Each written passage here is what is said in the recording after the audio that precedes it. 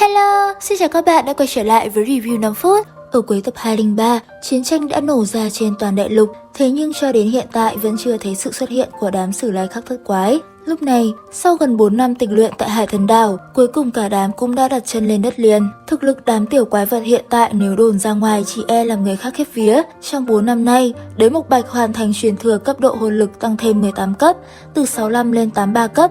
Ngoài ra vị huynh trưởng này còn thu thêm cho mình được một khối hồn cốt. Áo tư tạp tăng 20 cấp, từ 61 lên 81, tăng khả năng phục chế kính tượng tràng lên đến 100%. Tương tự như hắn, Chu Trúc Thanh cũng đã đột phá 81 cấp, khả năng combat đạt đến trình độ thượng thừa. Mã Hồng Tuấn dù lời nhắc là thế, nhưng thực lực của hắn là đột phá rõ ràng nhất.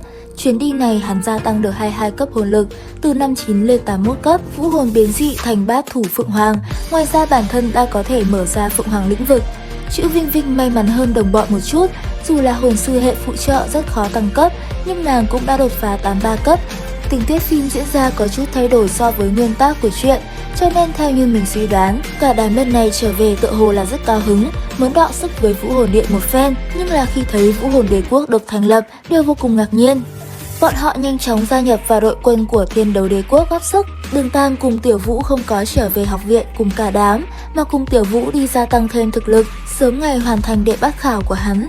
Trên đường đi hắn bắt gặp Hồ Liệt Na hét lớn cầu cứu, trước mắt huyết vụ màu đỏ là một loại lĩnh vực tồn tại. Đường Tam tự nhiên sẽ không tùy tiện xông vào. Hơi thở nguy hiểm dày đặc cùng sát thần lĩnh vực của hắn có chút tương tự, lại còn tà ác hơn. Hơn nữa bản thân mùi vị máu tươi dày đặc nọ có chứa tính hủ thực mạnh mẽ cực độc.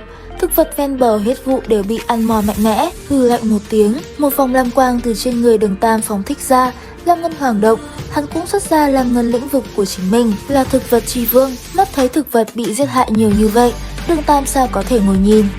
Trong rừng rậm ngay phía trước hắn hơn vài trăm thước, lúc này có 3 đạo thân ảnh không ngừng va chạm, công kích lẫn nhau.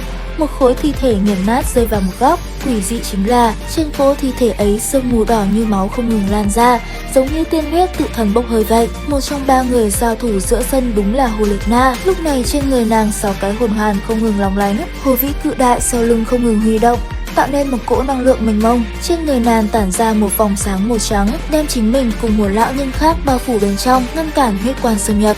Mà không ngừng công kích bọn họ là một đạo thân ảnh hồng sắc, huyết sắc trường bào, áo choàng cổ đứng, khuôn mặt tái nhợt. Người này Đường Tam đã gặp qua, bất ngờ là khi trước hắn cùng Hồ Liệt Na kinh lịch tại Sát Lục Chi Đô đã gặp qua. Thống trị Sát Lục Chi Đô chính là Sát Lục Chi Vương. Lúc này tại Thiên Đấu Thành, ngũ quái gặp lại người thân chưa vui được bao lâu thì tình hình bất ổn khiến bọn họ niềm vui không thể đong đầy. Bọn họ đi đến Đường Môn xem xét tình hình hiện tại. Nhiều năm qua các vị tiền bối cùng mọi người đều tiến triển rất tốt, sau đó liền đi gặp đại sư nghe theo sự sắp xếp tiến vào trận chiến.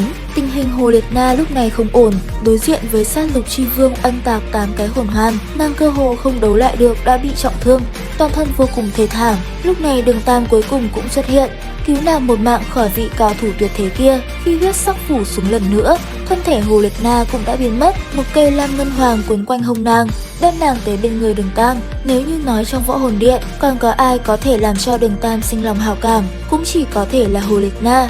Lúc đầu hai người trong địa ngục lộ đồng thuyền cộng tế một màn, Đường Tam thủy chung đều nhớ kỹ.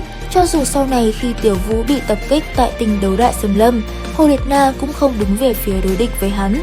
Sát Lục Chi Vương đi từng bước một về phía Đường Tam cùng Hồ Liệt Na đã tới. Hắn đi vô cùng chậm, nhưng mỗi bước đi tới đều mang đến lực áp bức cường đại, làm người khác hô hấp khó khăn. Lần này tìm hai người tính sổ chính là vì đền bù tổn thất cho Sát Lục Chi Đô. Ngày đó trước khi rời khỏi, Đường Tam đã tiện tay hạ độc dược vào trong huyết sắc trường hà vĩ đại, khiến cho tộc nhân nơi đây liên tiếp mất mạng.